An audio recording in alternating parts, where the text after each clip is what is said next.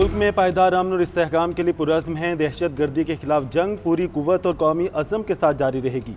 Field marshal Asim Munir का दो टोक पैगाम, शोहदा को खिराज अकीदत पेश किया। चीफ ऑफ डिफेंस फोर्सेज ने कहा कि शोहदा और गाजी कौम का फ़ख्र हैं। शोहदा की इज़्ज़त और कुर्बानी हर पाकिस्तानी के लिए मुक़द्दस अमानत है। हमारे वतन का अमन और सलामती शोहदा की अजीम कुर्बानी और फ़र्ज से गैर मुतज़लज़ल वाबस्तगी की।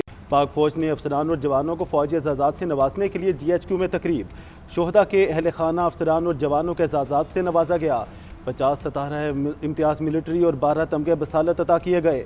तमगे शोहदा के अहल खाना ने इज़्ज़त व वक़ार के साथ वसूल किए।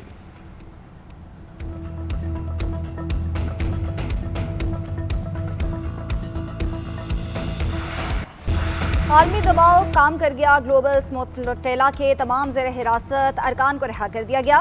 फ़लस्तीनी तंजीम अदालत की तस्दीक बयान में बताया कि हिरासती मराकज़ में मौजूद तमाम अरकान को मुल्क बदरी के लिए मुंतकिल किया जा रहा है। अक्सरियत को रिमोन एयरपोर्ट से मुल्क बदर किया जाएगा। कानूनी टीम अरकान की मुंतकली के अमल की निगरानी कर रही है। किसी भी ताख़ीर के बगैर तमाम अफराद की मुंतकली को यकीनी बनाया जाएगा। तुर्क वज़ीर ख़ारजा हकान फ़िदान का कहना है फ्लोटेला के अरकान को इसराइल से तुर्किया लाया जाएगा। इस हवाले से इक़दाम कर रहे हैं। तुर्किया गज़ा के शहरियों के लिए इंसानी जिम्मेदारियाँ और हुकूक का तहफ़्फ़ुज़ जारी रखेगा। फ़लस्तीनी अवाम के लिए अनकरा आवाज़ बुलंद करता रहेगा। Pakistan, Canada, France, Italy, Germany, बरतानिया, स्पेन, आयरलैंड और तुर्किया समेत मुतादिद ममालिक ने अरकान की रिहाई का मुतालबा किया था।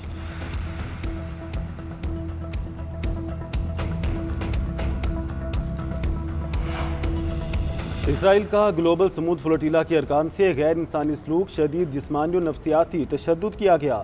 दर्जनों अफराद में पसलियाँ टूटने, सांस लेने में दुश्वारी जैसी अलामात। फ़लस्तीनी तंजीम अदाला ने सैकड़ों अरकान को कानूनी मुशावरत फराहम की।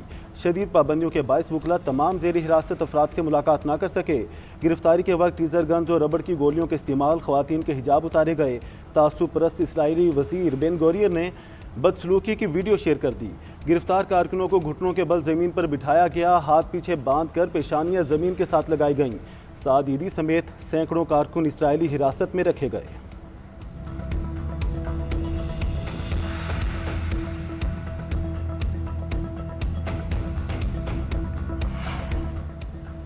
ईरान अमेरिका मुआहदे के लिए पाकिस्तान की भरपूर कोशिशें जारी है। वज़ीर दाखिला मोहसिन नकवी के तेहरान में वज़ीर ख़ारजा अब्बास अराग़ची के साथ मुलाकात। जंगबंदी की सूरत हाल, मुतालबात और दीगर मुतल्लका अमूर पर तबादला ख्याल। अरब न्यूज़ के मुताबिक ईरान अमेरिका मुआहदे के हतमी नुकात का ऐलान जल्द मुतवक्के है। वज़ीर दाखिला मोहसिन नकवी ने ईरानी सदर मसूद पेज़ेश्कियान से भी मुलाकात की। अमन मुआहदे के हवाले से बातचीत वज़ीर दाखिला सिकंदर मोमिनी और कमांडर इन चीफ पासरान इनकलाब जनरल अहमद वहीदी से भी मिले। खबर एजेंसी के मुताबिक मुआहदे के मुसवदे को हतमी शक्ल देने के लिए संजीदा कोशिशें की जा रही हैं। पाकिस्तान से अहम शख्सियत भी आज ईरान का दौरा कर सकती है। हज के बाद मुज़ाकरात इस्लामाबाद में होने का इम्कान है।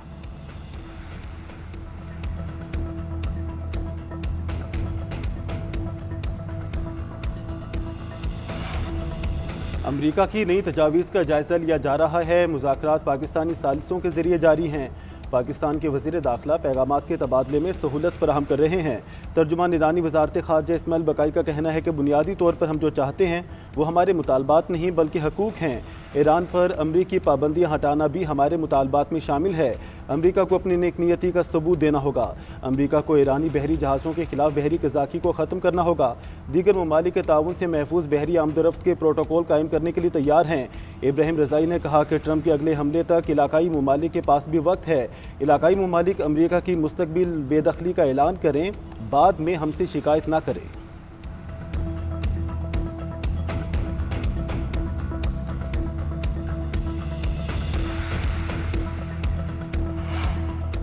ईरान के साथ मुज़ाकरात आखिरी मरहले में है। मुआहिदा न हुआ तो मज़ीद हमले करेंगे। अमरीकी सदर डोनाल्ड ट्रंप की सहाफ़ियों से गुफ्तगू, कहते हैं ईरान के अंदर बदतरीन मुआशी सूरत हाल के बाद शदीद अवामी गम व गुस्सा है। आप नाहरमस को भी खोल देंगे लेकिन मुझे कोई जल्दी नहीं है।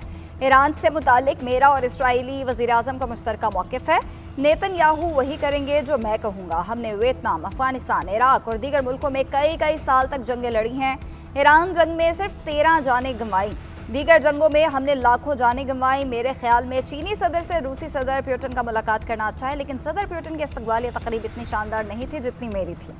अमरीकी सदर का तुर्क हम मनसब से टेलीफोनिक रब्ता, खित्ते की सूरत हाल पर तबादला ख्याल, तुर्क सदर के कशीदगी कम करने के लिए सिफारती कोशिशों की हिमायत की।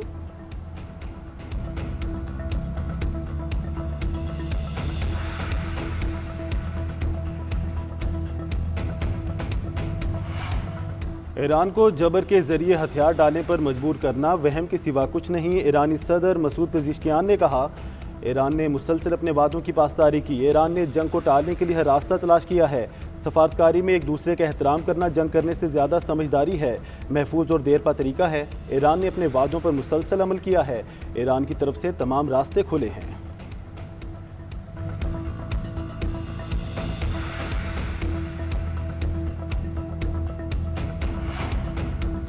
अमरीकी सदर और इसराइली वज़ीर-ए-आज़म के दरमियान इख्तलाफात की खबरें अमरीकी वेबसाइट एक्सियोस ने रिपोर्ट जारी कर दी। रिपोर्ट में कहा कि अमरीकी सदर और इसराइली वज़ीर-ए-आज़म के दरमियान मंगल को राब्ता हुआ। ईरान से मुतालिक मुमकिन मुआहदे पर नई कोशिश से मुतालिक बात हुई। अमरीकी सदर ने नेतन्याहू से तंदोतेज़ लहजे में गुफ्तगू की। दोनों के दरमियान तल्ख जुमलों का तबादला भी हुआ। नेतन्याहू मुज़ाकरात के मुखालिफ जंग फिर शुरू करने का कहा। सदर ट्रम्प ने कहा, सालिस ममालिक नए मुसवदे पर काम कर रहे हैं। अमरीका और ईरान उस पर दस्तखत करेंगे। मुसवदे पर दस्तखत के बाद 30 रोज़ा मुज़ाकराती अमल शुरू होगा। मुज़ाकरात में आबनाए हुर्मस और जौहरी प्रोग्राम शामिल होंगे।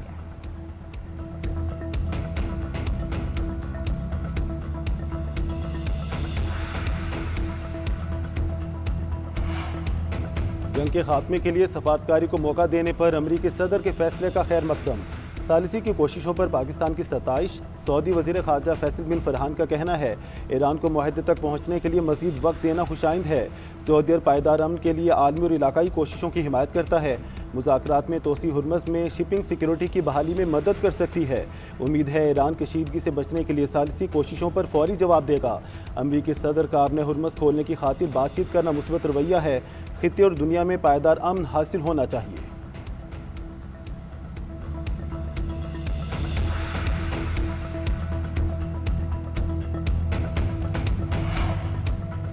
जंगबंदी मुआहदे की उम्मीदें रोशन होते ही कारोबारी सूरत हाल में बेहतरी। आलमी मंडी में खान तेल की कीमतों में नुमाया कमी। अमरीकी WTI $98 फी बैरल पर आ गया। बरतानवी ब्रेंट क्रूड $104 फी बैरल में फरोख्त। मरबान क्रूड 3.8% कमी से $104 पर आ गया। पाकिस्तान स्टॉक मार्केट में 3700 से ज़ायद पॉइंट्स का इजाफा। 4 नफ्सियाती हदें बहाल। 100 इंडेक्स 1,68,600 पर पहुंचा। कारोबार का आगाज 1,64,831 से हुआ।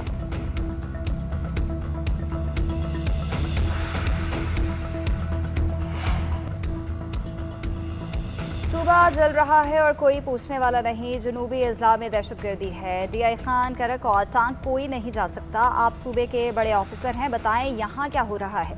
Chief justice Peshawar high court का चीफ सेक्रेटरी खैबर पख्तूनख्वा से मुकालमा। लार्जर बेंच के फैसले पर अमल दरामद न होने पर तौहीन अदालत की दरख्वास्त पर समाअत।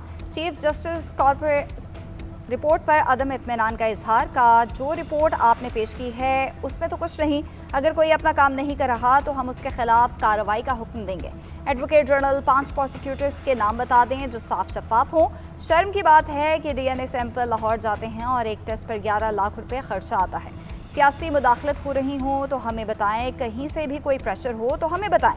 अदालत ने 1 महीने में रिपोर्ट तलब करते हुए समाअत 1 जुलाई तक मुलतवी कर दी। दौरे यूरोप के दौरान मोदी की सुर्खी। भारत में आज़ादी सहाफ़त पर पाबंदी और नफरत अंगेज़ तकारीर पर सख्त सवालात। भारतीय वज़ीर-ए-आज़म नॉर्वेजियन मीडिया के सवालात के जवाब न दे सके। हेली स्पेंस ने मोदी से दुनिया के आज़ाद तरीन मीडिया का सामना न करने पर सवाल उठाया। आला भारतीय ओहदेदार ने गैर मुतल्लका जवाब का सहारा लिया। भारतीय एजेंसी रॉ के बोट अकाउंट्स ने हेली स्वेंसन के सोशल मीडिया अकाउंट्स मुअत्तल करा दिए। नीदरलैंड के वज़ीर-ए-आज़म भारत में आज़ादी सहाफ़त पर सवाल उठा चुके हैं। आलमी माहिरीन का कहना है भारत की प्रेस फ्रीडम इंडेक्स में मुसलसल गिरती हुई दर्जाबंदी मोदी की आज़ादी सहाफ़त पर कदगन की आकाश है।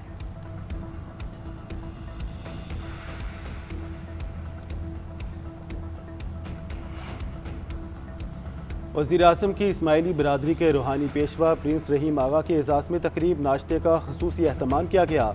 वज़ीर-ए-आज़म ने अमन इस्तेहकाम और तामीरी रवाबत के फ़रोग़ में अज़म को सराहा। आला मकासद के लिए पाकिस्तान के मुश्तरका अज़म का अदा। वज़ीर-ए-आज़म ने आगा खान यूनिवर्सिटी के साथ ताउन को सराहा। शहबाज शरीफ ने कहा कि पाकिस्तान हमेशा आपका दूसरा घर रहेगा। देरीना ताल्लुकात को मज़ीद मजबूत बनाएंगे। मौसमियाती तब्दीलियों से निपटने में AKDN काबिल एतमाद शिराकतदार है। सेहत, तालीम, कुदरती आफात से निपटने में खिदमात को खिराज तहसीन पेश किया। गिलगित बल्तिस्तान और चित्राल में शिराकतदारी को मज़ीद वुसअत देने की तरगीब दी। प्रिंस करीम आगा के इंतकाल पर दिली ताज़ियत का इजहार भी किया। बानी पीटीआई और दीगर के खिलाफ फॉरेन फंडिंग केस की बैंकिंग कोर्ट में समाअत हुई। शरीक मुल्जिमान सिराज अहमद और फैसल काजी की जमानत कबल गिरफ्तारी की दरख्वास्तें मंजूर कर ली गईं। बानी पीटीआई की जमानत कबल गिरफ्तारी पहले ही मंजूर हो चुकी।